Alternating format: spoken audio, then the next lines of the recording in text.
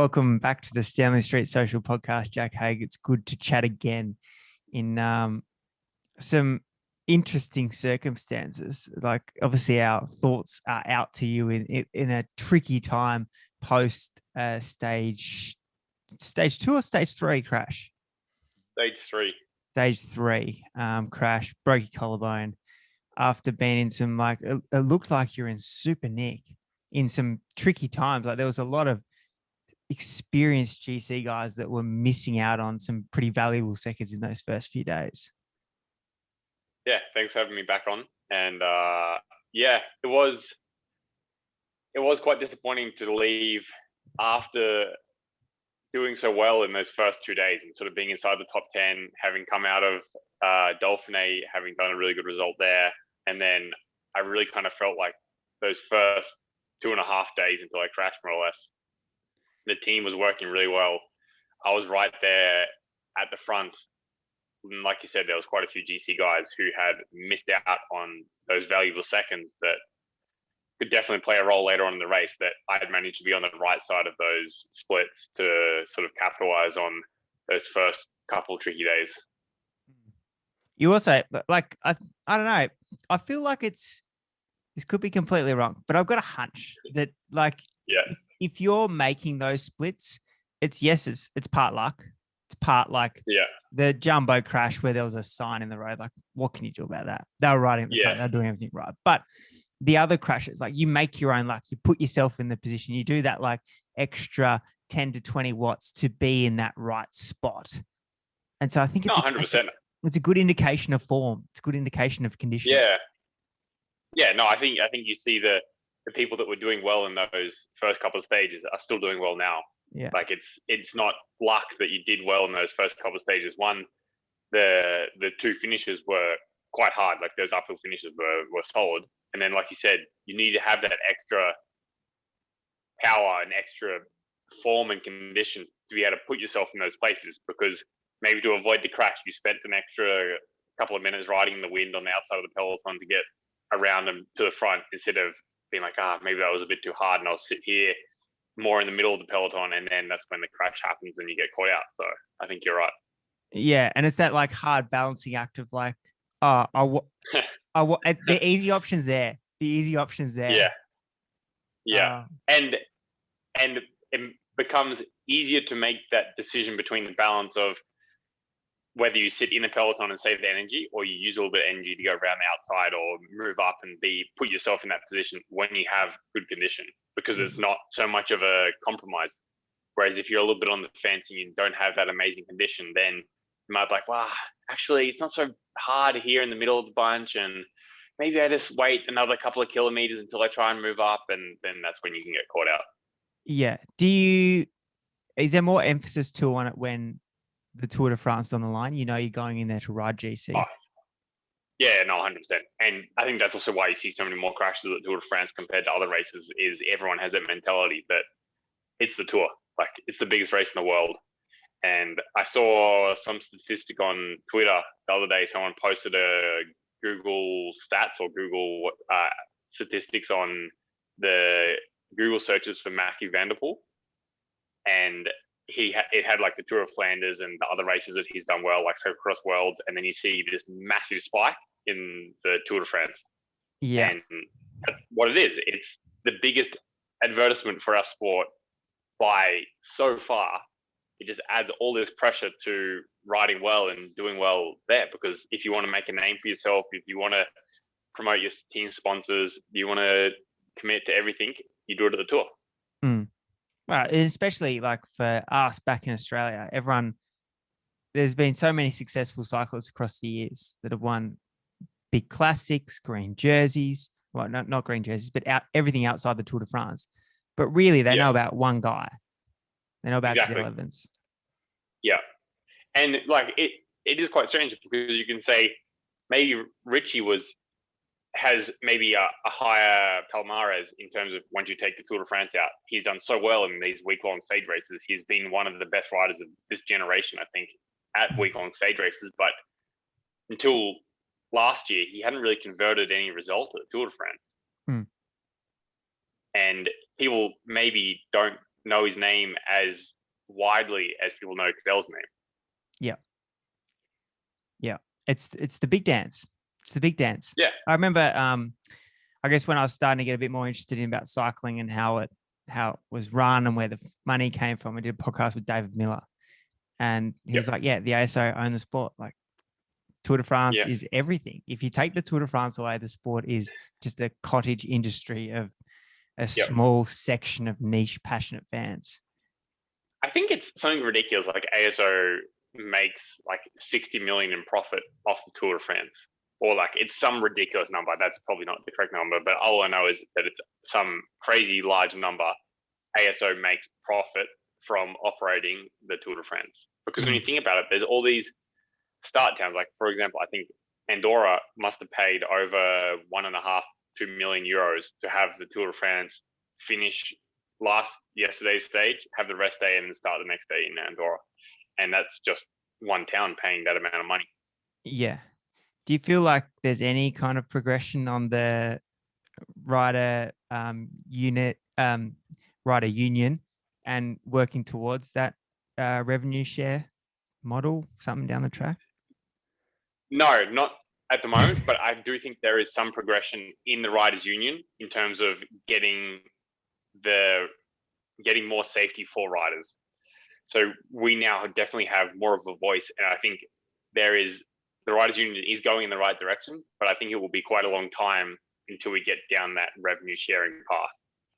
And I've kind of had this conversation with a few people recently about the whole business model of professional cycling and how strange it is, because it was quite cool. The other day, I actually was a spectator to the Tour de France. Like, I had a barbecue with some friends that lived on the course of the Tour de France that was coming into Andorra.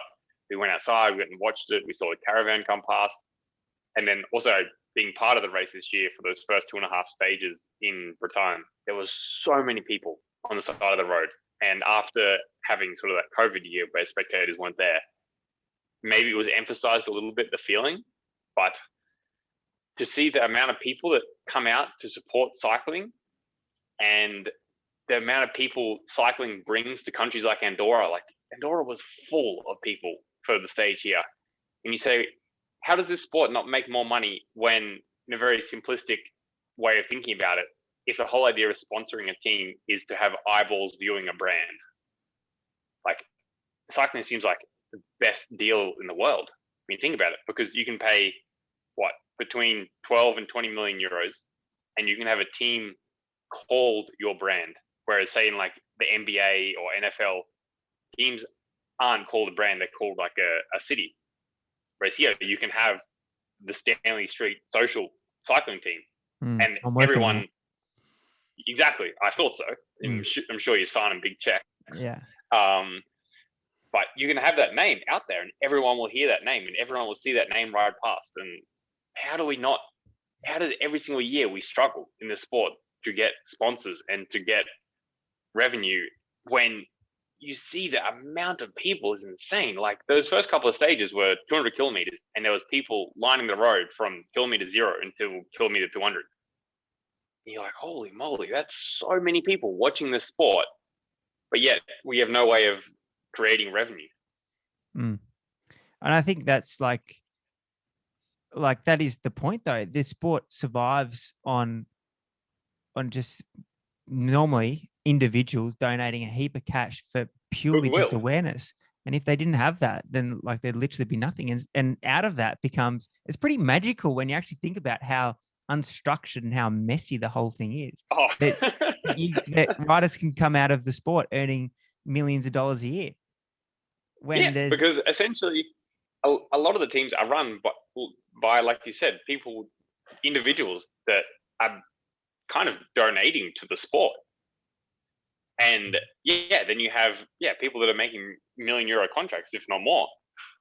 And it's such a strange business model, this, because like it doesn't really make any sense, or like it requires those people just to have passion for the sport to essentially donate the money.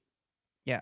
And it shows there's I don't have the figures with me, but I remember reading some figures that really put it into perspective of the amount of people that were aware and would consider to watch the Tour de France versus the NFL. and then it had like the actual value of the sport, and it was chalk and cheese. The amount of people like you said, that line the streets of the Tour de France, that watch the Tour de France, it has an amazing global presence, but there's no one to bring it together. There's no one to tie it together.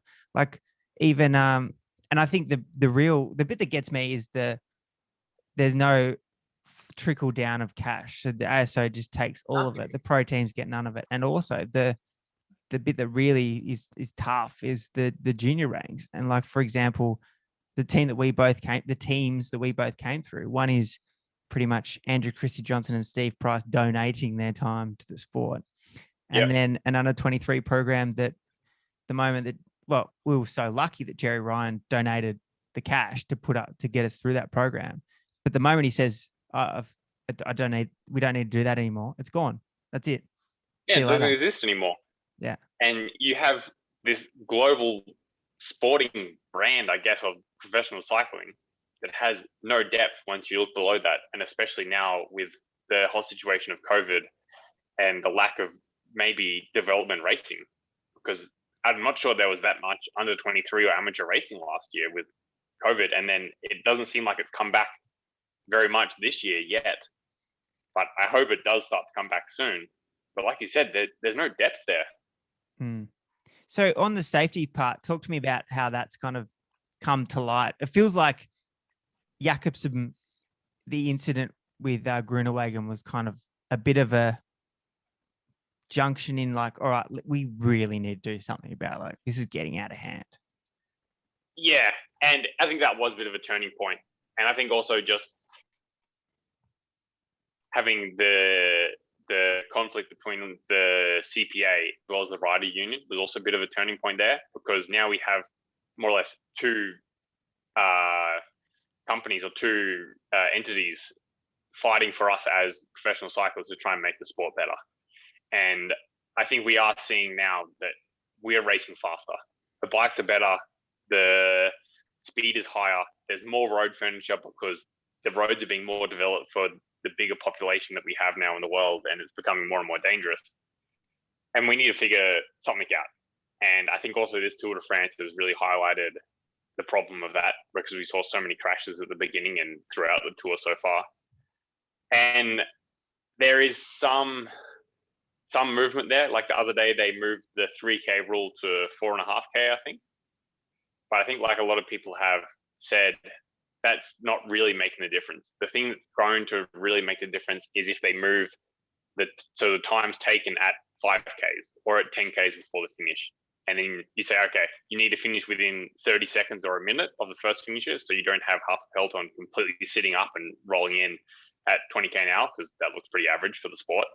But it would make it much safer if they say, okay, 5Ks to go, everyone crosses this timing chip thing, the time for GC is taken there, and then you have to finish within 30 seconds or a minute of whoever wins the stage on a sprint stage.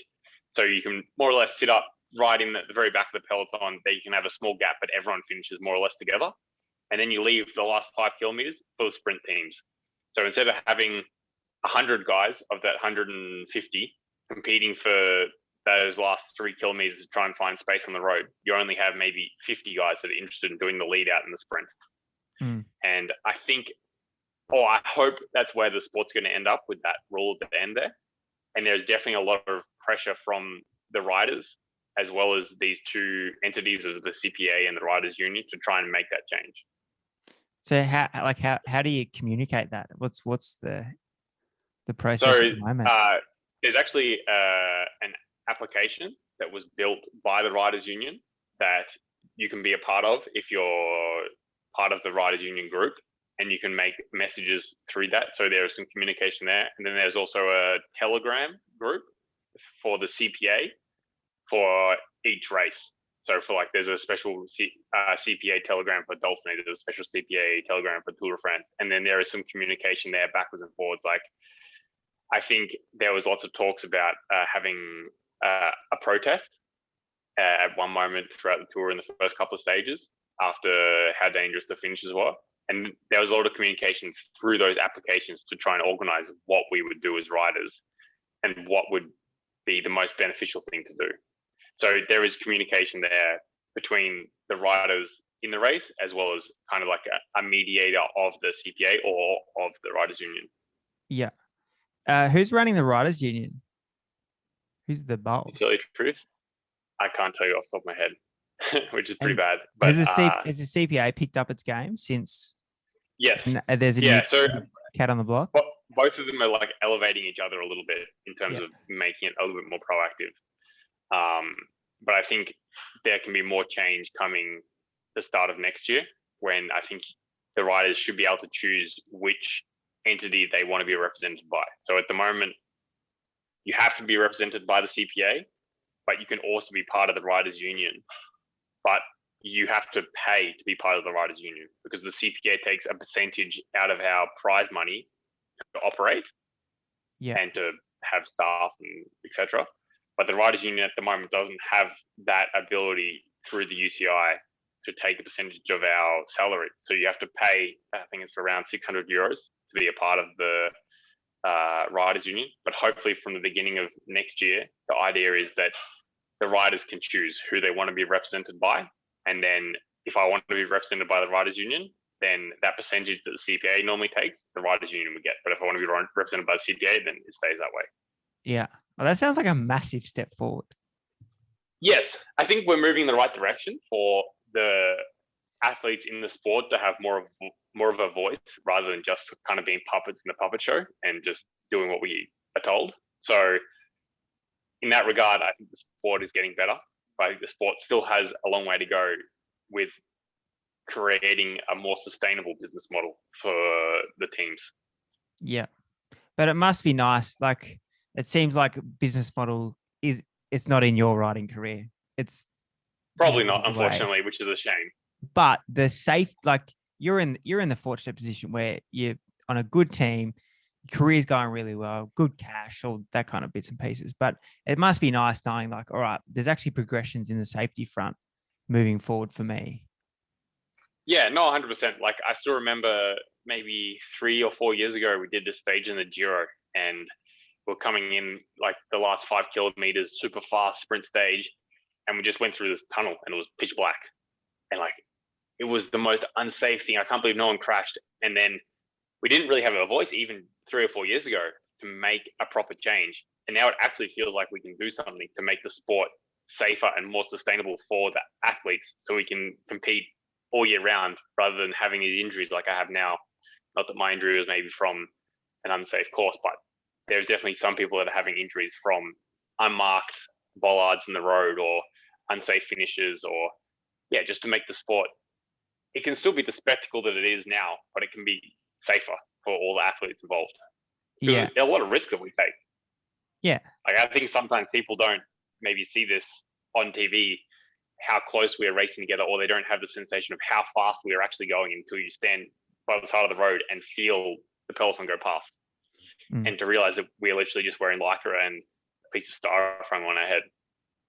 Yeah.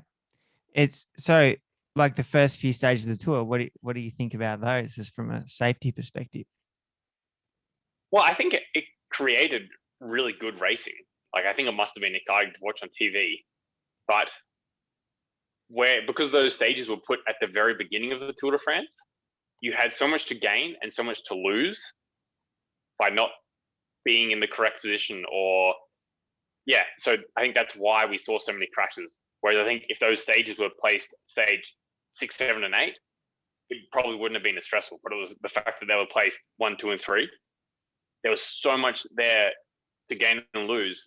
Everyone was taking a little bit extra risk to be there, because there was the yellow jersey. There was time if you got caught out in the wrong split. If you weren't at the front at the bottom of the climb and you had to make that distance back, maybe you were never coming back and you're losing 20, 30 seconds, like we saw quite a few people doing. So yeah, it's tricky, because I realize part of the sport is also the viewing process of it and creating drama and excitement, but then there also needs to be the safety part there as well. So it's a hard balance to find, and I hope we are in the process of trying to find that balance a little bit better. Yeah. It was good to watch, but just losing so many riders. Yeah, I think that it was good to watch, but the outcome hindered the back end of the race. It hurts us now. 100%. Yeah, I agree, because now I kind of had this conversation with someone else that, yeah, you have this clear leader now of Pogačar, and then you have like from second till sixth or second till seventh, everyone's more or less on the same time. Like there's very little differentiating these guys, and they can't seem to make the difference by attacking. So now we kind of just have this status quo during the races and the stages now, and it's not that interesting to watch. And Cav's the only sprinter. Exactly. Cav's the only sprinter leading green. So it's a sprint stage. Everyone says, oh, Cav's got a 9 out of 10 chance of winning. Pogačar's got basically a 10 out of 10 chance of winning Tour de France unless he has some disaster of crashing, basically. And then you have this second till seventh, and everyone's on the same time and can't really make a difference. So maybe it's going to happen in the time trial at the very end. Yeah. It's kind of like, wow, now because we've lost maybe these other GC contenders that could have been there to shake up the stages, there's not that interesting to watch. I think maybe the most interesting thing at the moment is the battle for the KOM jersey. Yeah. It's seriously though. No, like yeah, exactly. Like the KOM jersey, some years you're like, who's even winning it? Like who's in front? But like it's so like you're seeing Quintana and Poles and Woods and those guys just going at it. Like it's cool. Yeah, exactly. And I, like you said, in other years, no one's even really spoken about it. Who would have thought that 2021 would be the year that the KOM jersey came back into vogue? Yeah. How's exactly. So well, talk me through the crash. Talk me through what happened. To be honest, I can't really like recall 100%. I'm sure you know from crashes in the past, like it all happened so fast that, yeah, I remember there was a massive fight for these last like 10, 12 kilometers. There was quite a few crashes before my crash that happened. I remember hearing on the radio, like, oh, there's been quite a few GC guys already caught out from the crashes, like just stay up there, like be safe. And yeah, we came into this more or less final left-hand corner of this narrow road that we'd been on for quite a long time. And we were racing super fast. And I think what happened was we maybe came up to the corner with a lot of speed, and I was maybe mid-pack of the quite reduced group, and there was a concertina effect of braking and the corner coming up fast, and yeah, I just ended up in the middle basically, I think, and came down in the middle of the bunch there and hit the ground pretty hard. I think we must have been going quite fast, maybe 56 k's an hour at that moment. And I remember sort of coming down, having the crash, quite a few people around me also crashing, and then trying to get back up to get my bike. And I remember maybe I was on my back or my stomach. I remember trying to do a push-up, more or less motion to get up to go find my bike. And Marco Huller, my teammate, he was there. And he said, oh, you basically try to do a push-up to go get your bike. Did it. And then sat straight back down. And then I almost passed out, I think, right at that moment, because my collarbone was completely shattered. And when I tried to do that push up, I could feel like the bone and stuff all move inside. And that's kind of like when I knew, I was like, this isn't good. So you're just running off that much adrenaline from the crash and everything that was going on. It was like, let's go, get me back. Yeah. And like that whole fight for the last 15 kilometers had been so intense. Like I was like, just let's go, let's get my bike, let's get back on the road, like it's only 4 k's to the finish. And then, yeah, I almost immediately knew once I kind of like tried to get up, I was like, this isn't good. Like, I don't think I'm getting up. And I remember I was sitting on the side of the road, and I was like, I think my shoulder was like pretty banged up here. And I asked my director, I was like, how far is it to the finish? He's like, it's only 4 k. And I was like, And then I tried to move my shoulder, and I could feel the bone move, and I was like, no, get me in the ambulance. Have you broken your collarbone before? No. So I've been actually incredibly lucky. This is more or less the first like crash I've had as a professional. Like, yeah, I've had a few touchdowns. Like I came down in that crash with Tony Martin and the Jumbo guys, but I just had a tiny bit of skin off. Like it was almost nothing. But this is like the first proper crash I've had as a professional. And yeah, I managed to do my collarbone pretty good. Yeah. I've always thought, because I've never broken anything. It was like, how do you actually, like, do you 100% know that it's broken? Like, do you but it sounds like you can feel that it's broken. And like, I think maybe sometimes if you just fracture it a little bit, you might not feel like, you hear about some guys that have like fractured their collarbone and still ridden to the finish. But like, mine was really bad, and I could feel things moving, and I was like, oh, yep, it's done. And I basically told my director straight away. I was like, oh, I think I broke my shoulder. Like I think I didn't know if it was my collarbone or my shoulder at the beginning. Yeah. What are you feeling like in the car afterwards? Like what are you thinking about? What are you worried about? What's going on through your head? So basically, what happened? I crashed. The medical team came to kind of assess me. I passed out for a little bit, from what I know, and then came to, and like most of the people had already sort of like the peloton had passed on, and then got into an ambulance. And then I remember asking the woman in the ambulance that was with me, I was kind of like, oh, how far is it to the hospital? And then she was trying to ask me where my team hotel was. So I got to the hospital, and once I got to my room in the hospital, I was kind of worried about contacting my wife, because I knew like she'd be probably watching on TV. And luckily, one of my directors had already contacted her, explained that I was more or less okay. So I tried to make a phone call to her, let her know I was all right. And then, yeah, I was kind of about just trying to assess the damage and see where I was at. I kind of already knew that, yeah, something was broken. So my team doctor was there with me.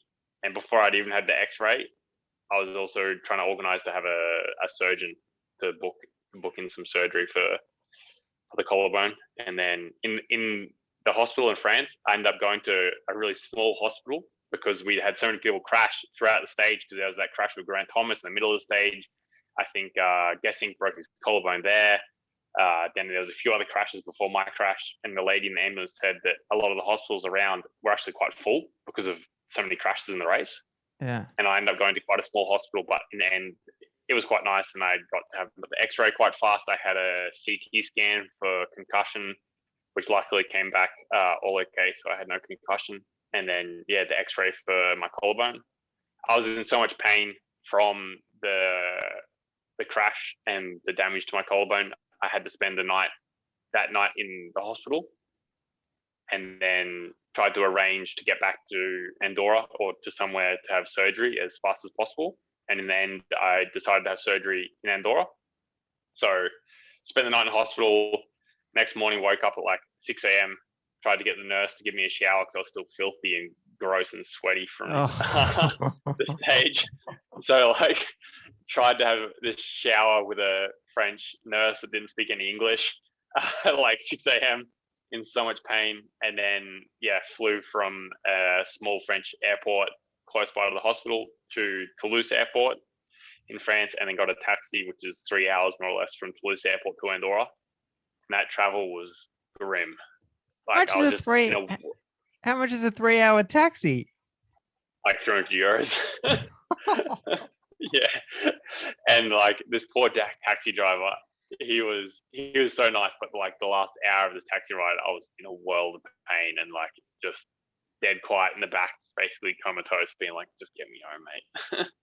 And you're going up to Andorra, which I've never been to Andorra, but I imagine there's a lot of switchbacks and it's not a straight down highway. No, it was not comfortable. So I was just like in the back bracing myself around every switchback so I didn't move my shoulder.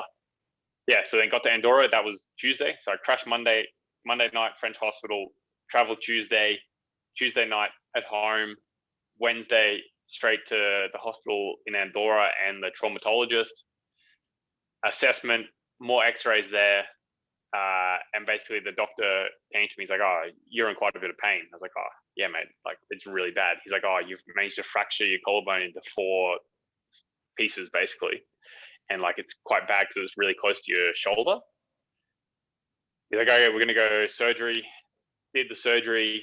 I spoke to the doctor straight after the surgery, and he said, it was a lot more complicated than we expected. So the surgery ended up being like 2.5 hours. And for a normal collarbone, I think it's like around an hour. And he said, we had to basically cut your collarbone open, put the plate in. We did 12 screws, 6 big ones, 6 little ones. And at the time, I didn't really understand because he only speaks Spanish and like a tiny bit of English, but I could understand enough. And he was saying something about needing to put a piece of bone inside my collarbone to reconstruct it. And I was a bit confused, and I was like, oh, maybe like he had to take a piece of bone from my hip, and like I haven't felt it yet because I've just woken up from all the anesthesia. And I was like, oh, well, all right, that's a bit weird. And then my wife had a phone call with him, and she obviously speaks Spanish, and I heard something about a cadaver. I was like, oh, I spoke to her. I was like, what's this about a cadaver? Which is, oh, you have a piece of bone from someone else in your collarbone. So they have this thing in the hospital called a bone bank, which is like a spare parts bin for bones. An autobahn for skeletons. Yeah. And basically the surgeon said I shattered my collarbone so much that he couldn't rebuild it properly, and he needed to take a piece of bone from the bone bank to tie all my collarbone together. So that was pretty wild. I didn't even know that existed. That is crazy. That is crazy. Yeah. Why didn't they do this in the French hospital, or did you want to get home quickly? Yeah, so the initial x-ray wasn't so bad, and like his assessment from the surgeon in the French hospital, he's like, oh, if you were a regular person, I probably wouldn't do surgery, but because you're an athlete, like you could do surgery if you want, but it's not necessary immediately. And then talking to my team doctor, he said, oh, basically 9 times out of 10 for athletes will do surgery just because it's way faster for recovery.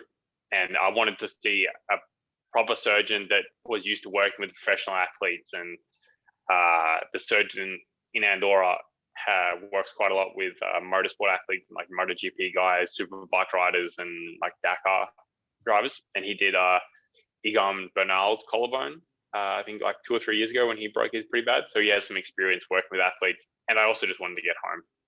So that's why I ended up doing it in Andorra, and it makes all the checkups a little bit easier because I can go down and see the same surgeon and have the checkups with him. So I've already had one checkup a week after surgery, and then I have another checkup today to get the rest of the stitches out, to have another checkup, x-ray to see how the healing process is going.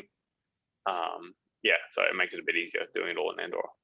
So the 3-hour car ride was worth it? At the time, no, but now, yeah.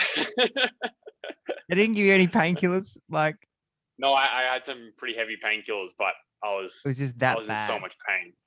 Oh, mate, like, and every movement I did with my shoulder before I had surgery, I could feel the bone moving, and it was such a weird and horrible feeling.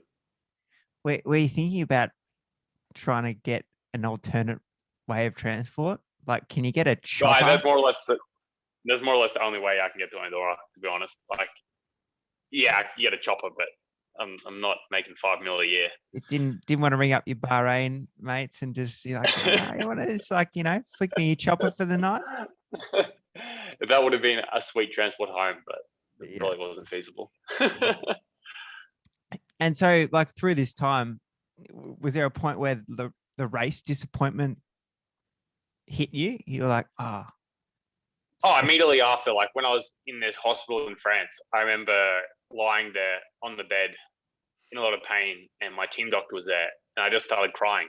And my team doctor was like, oh, like, what's wrong? Like, are you okay? Are you in pain? I was like, no, I'm just sad, mate. Like, to be honest, like, I'm just disappointed. And yeah, not even really disappointed, just sad, because I'd kind of put so much pressure on myself to do well there, and then made so many sacrifices to arrive to the tour. And like also having had a baby in this period, and then not really having that much time at home with the baby and my wife, and all those sacrifices leading up to the tour, and everything like my teammates had done. And I just kind of had all these thinking about all these people that had helped me arrive to the tour, and I kind of felt like I'd let them down a little bit. And yeah, I just started crying in that hospital, and the doctor's like, oh, he didn't really know what to do. And I was like, oh, it's lucky you do, mate. Like, I'm just sad. And I kind of knew at that moment that I probably wasn't going to go to the Olympics as well.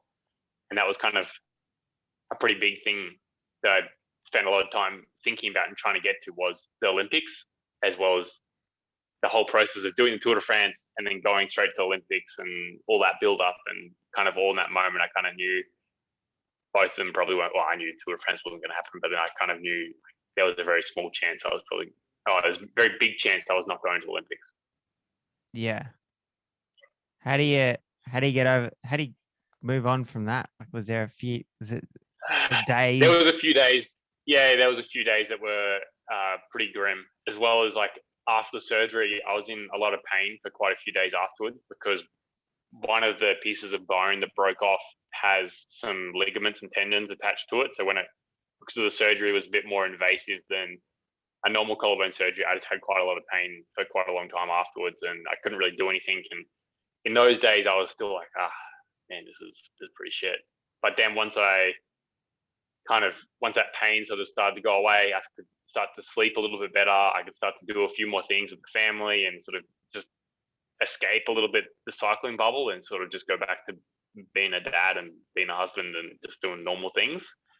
Then the pain of leaving the Tour de France and the pain of not being able to go to Olympics kind of started to disappear a little bit. I was like, look, it's not so bad. Like, I'm at home now. I get to enjoy some family time, and yeah, you sort of move on. Does being a dad just put it all into perspective? A little bit. Like, it does help. Like, now you just come home and I just hang out with Liam and Anna, and like, we actually feel like a family now, and it makes the disappointment and the sadness of the Tour de France kind of disappear a lot faster, I think, than if I wasn't a father and didn't have a child.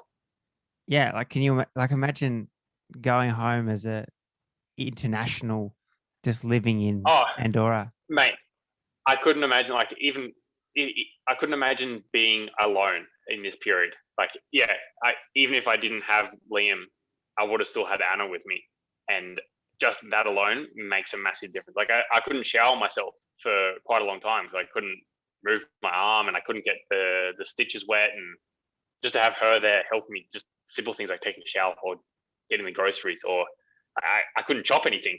I was pretty useless for quite a long time. Like, I did have this moment where I was thinking, like, imagine if, like, just being alone in this period must be like, it would have been impossible. I don't know what I would have done if I was alone, to be honest. Yeah, and I think that puts in perspective how much, like, yeah, the sport of cycling is a team sport, but a lot of the times it's an individual sport when you're left alone at home to prepare for these races or to recover from injuries like this, where it's not like you're playing on a football team and you have all the facilities in the football club 5-minute drive from your house, 20-minute drive from your house, whatever it is. Yeah, if you had an injury here for an AFL team, you'd go to the same training every day, go to the same football club, or your teammates would be there, or your staff would be there. You're left to go see a surgeon that speaks a foreign language. Yeah, exactly. And how it works. Like, I'm actually pretty fortunate in Andorra. I have a really good group of people around me that have helped me in the recovery process. So I have a physio friend who's been coming to my house every single day after I had surgery for an hour and a half every day, helping me doing some rehab on the shoulder. I have a friend that's a personal trainer at a gym, and he's helping me every day doing some work in the gym to keep active. And then Anna is really good at supporting and helping with the recovery at home, and I'm quite lucky. And you need, as a professional cyclist, to build this network of people around you in your home. Otherwise, it makes it really hard because, like you said, you don't have, like in AFL, a full team that's 20 minutes away that has all the training facilities, all the staff, all the support, everything. Yeah. And even just like, you take out the physical capacity to do things, like just the mental capacity, if you just by yourself every day. It would make the recovery so much longer and so much harder if you were just in your own head alone, like, in a foreign country with not the support network around you. Yeah. I think it's something that gets quite forgotten about this sport and how hard it is for non-Europeans to make that transition to being professional, and those first couple of years of being professional, because not only whether it's just injuries like what I have now, but it's just every day-to-day living. Like, a lot of the times, Australians, Americans, moving a long way away from their family, living alone in a foreign country that doesn't speak then they don't speak the language, and you have a lot of time alone in your own head, questioning yourself what you're doing, and it's hard. Do you think that was easier on starting with an Aussie team? Yeah, for sure. Because at least when you went to the races, it was an easy environment. Like I couldn't imagine it being a hard environment at home and then going to a race like with a team where you didn't speak the language and didn't understand the culture as well, because you just had the whole time then kind of like struggling with that cultural and language barrier. Yeah. And then now, like in your recent step, you feel like you're ready to make that change to an international squad? Yeah, it was definitely hard. Like it was definitely hard at the beginning to make that change, but I'm happy I did, and I enjoyed the challenge as well, and I enjoyed all the opportunities that change gave me. For example, kind of like at the beginning of the year when we sat down to talk about my race program and goals, the team didn't really know me, and I also didn't really know the team. And yeah, we set out this rough goal of like, oh, maybe you can go to the Tour de France and maybe you can do a top 10 on GC. Like, let's see what happens. And then kind of throughout the year, as the team got to know me a little bit more, as I got to know the team a little bit more, it became a lot more of a realistic goal. And then it kind of turned from top 10 to being like, oh, like, yeah, top 10 would be happy with, but I reckon we can do top 5 here. And then like after Dauphiné, I was like, oh, wow, like we're really getting somewhere with this. So that also led to a lot of disappointment because we had that whole build up from sort of at the very beginning of joining a new team and kind of having this rough plan of like, maybe, like, let's just see what happens kind of thing, to then being like, wow, we can really do something here. Like, wow, that's pretty special. Yeah. Was that one of the attractions of leaving, that opportunity? Like, do you think that would have came at Bike Yeah. Exchange? Maybe, but it was more of a definite thing by making that change and having to this team and then having that opportunity. Like it was more of a guaranteed, or maybe not guaranteed, a higher chance thing. It's pretty cool. Like they backed you in for the Tour de France. It's not like you're Yeah. the only GC guy on the team. Yeah, and that was the cool thing about the whole process, was that we kind of started off like not really knowing, and then they were kind of like, oh yeah, we'll give you the opportunity, but we'll just kind of like see what happens. And then to kind of build those relationships with the staff, the management, and the riders throughout the year, and every step kind of getting a little bit closer, a little bit closer, a little bit closer, and then more and more people kind of like buying into the process. I always kind of had a little bit of self-belief there that it was maybe possible, but obviously I didn't know. And then I think the people around me also definitely didn't know. And then every step of the way, there was a bit more buy-in, and then we kind of built this really cool thing. Yeah. What nationality is the majority of staff? Probably Slovenian and Croatian, to be honest. And which is quite a big change. Yeah, was that hard to wrap? Like, Yeah. obviously, you're quite like you talked about, you build a network in Spain. You've got your houses and coffee shop, and you got a family there now. But it's still a big change from a pretty Australian dominant management squad. Yeah, definitely. And I kind of didn't really realize it at the moment, but a lot of the staff in Mitchelton are either Spanish or Italian as well. Like a lot of the soigneurs and the mechanics and stuff like this. And now a lot of the soigneurs and mechanics are Slovenian Croatian. And I miss being able to overhear the conversation and understand and be able to like chip in a little bit, because I understand nothing, obviously, of Slovenian Croatian. So I missed that part a little bit at the beginning. Yeah, it was a big change, but there's also quite a lot of international people within the staff as well. Like a lot of the directors, we have Roger Hammond, British director, Ralph, German director, and we have quite a few international people there that I could connect with quite easily. But yeah, it definitely was a challenge at the beginning, for sure. Is there any Bahrain, like where does the Bahrain connection come to the team? How does that fit into the scheme of the bigger picture of Bahrain Victorious? Well, so it's obviously sponsored by Prince Bahrain, and from my understanding, one of the major reasons behind sponsoring the team is one, to promote the business in Bahrain. So I actually don't know a whole lot about the country Bahrain. I haven't been. I know some of the riders have been to Bahrain, but from my understanding is it's a very business focused country, so they're trying to bring businesses into Bahrain to do trade there. Like, for example, Bell Helmets, I think they're based in Bahrain, and they have their headquarters and everything there and the manufacturing there. And they do a lot of aluminium manufacturing in Bahrain as well. So they're trying to encourage bike brands to do the building of aluminium frames in Bahrain. But also one of the other reasons was you saw, I think at the beginning of the Tour de France, the jersey that we wore for team presentation, and that was a NFT, like a crypto non-fungible token that you could buy that was promoting diabetes.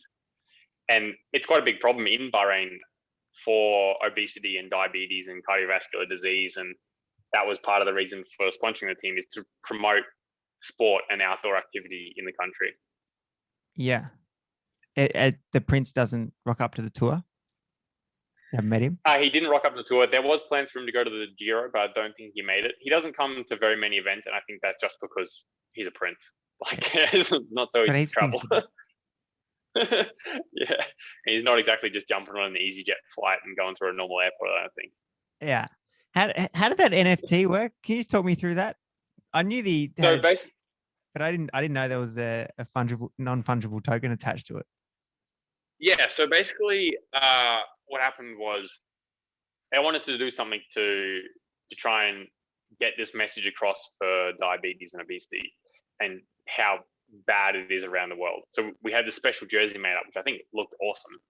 And I kind of wish we got to race in it, but we didn't. But it was worn on the team presentation and for the day before the race. And the idea was that it was going to be sold off as an NFT online through OpenSea, the cryptocurrency exchange for non-fungible tokens. And all the money that was made through this process was going to be donated towards a charity. Yeah, that's cool. That's good. Yeah, so the team was trying to, like, we have quite a cool media manager who is actually half Bahraini, half British or Irish.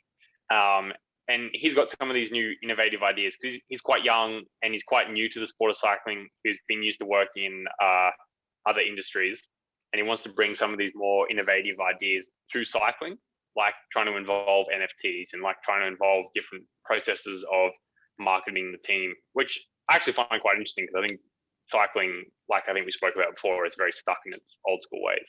Yeah, that's cool. That's cool. How's the coffee shop going? We actually sold it last year during the period of COVID, and when we weren't getting paid our full salary from Mitchelton, and we had the 70% salary cut. I had a business that had to be closed down because of all the COVID restrictions, but it obviously still had bills and everything. And yeah, the future of Mitchelton at a certain moment throughout last year didn't look that great. So I was unsure about my salary situation for the year, and there's a lot of uncertainty. Like, I think a lot of the world had a lot of uncertainty about the whole COVID situation. So we sold it last year in the summer, or the European summer. How was the experience of owning a business as well as managing a pro cycling career and a family? It was really good. I'm happy we did it. And I think we found out I didn't have a whole lot to do with the business. I obviously was involved and I really enjoyed being involved in the process, but it was mainly my wife, Anna, who did a lot of the work there. And I think what we found she enjoyed the most was the process of building the business. Yeah. So before COVID came and existed, we kind of got the cafe to a point that we were happy with.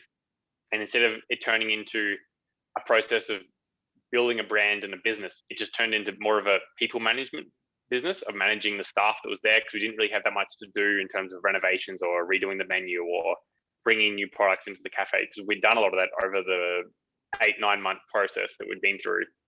And then once it became more of a people management business, it was less appealing to us. Does that make sense? And we much preferred the process of creating something. So I'm definitely happy we did it. And the whole process of owning a business, managing a business, learning about how the hospitality industry works as an owner was a super great experience. And I don't regret any part of it at all. But I'm also happy we don't have it anymore. Would you buy another one? Or would you buy Yeah. something in the hospitality space? Yeah. So I've always said to people that I really enjoyed having the cafe and being a part of that industry. But if I did it again, I would do it on a much smaller scale and more as a hobby rather than a business. Yeah. Yep. Because like at one moment we had 7 staff members, which like A lot of staff. it was quite a bit. How big if was not the 8. coffee shop? Yeah, it was big. Like we could sit maybe 35, 40 people inside. Yeah, that's big. Up. It's a business. Yeah. Was it Yeah, good to it have? was like You it go. was full business. Yeah, was it good to have It was a something full business. outside, like something else to work on? Massively. Like it was a super enjoyable experience to have the business and to be part of something different than just like Jack Haig the cyclist. Yeah. And like I actually had something on the side, and it kept Anna really busy and like engaged in, like, it's going to sound a bit strange, but engaged in like real life rather than just like professional cycling life. Mm. So when are you going to kick off the next venture? The next venture at the moment, just Liam, I think, and the kid. So making sure he's doing well. We're building a house at the moment in Andorra as well, so that's keeping us a little bit busy. But I think the next business venture might be in a few years when Liam gets a bit older and we have a bit more time. At the moment, we're just enjoying being a family. Yeah. Do you think you ever come back? Are you going to come back to Oz anytime soon for a summer? So it's quite funny. Anna would love to come to Australia because she hasn't been, because I haven't been back to Australia for almost 6 years now. Ages. Like it's been a long time, and the whole COVID situation has made it even a little bit harder. So depending on the whole situation with quarantine and travel and everything at the end of this year, maybe we come back this Australian summer, or it might be the next one, because I have to come back eventually to show my family Liam, because obviously a lot of my Australian family haven't been able to travel to Europe either, and in that time we've had our kid, none of them have met him. Yeah, I think that was the same with talking to Caleb last week. Yeah, exactly. Yeah, we're in a similar situation there. Yeah. Well, Jack, it's always a pleasure to chat, and it's good to hear. Though it's like a very disappointing break of bones and all that went on to it. Sounds like you're in a good place, so it's good to hear. Yeah, we're moving forward and looking forward to new goals and enjoying time at home. And yeah, it's not all bad. It's not all bad. All the best for the rest of your year, mate. And it's we'll chat to you soon sometime down the track. Thanks for having me on. And thanks everyone for staying up and watching the tour in Australia. I know it's not the easiest thing. So thanks for all the support.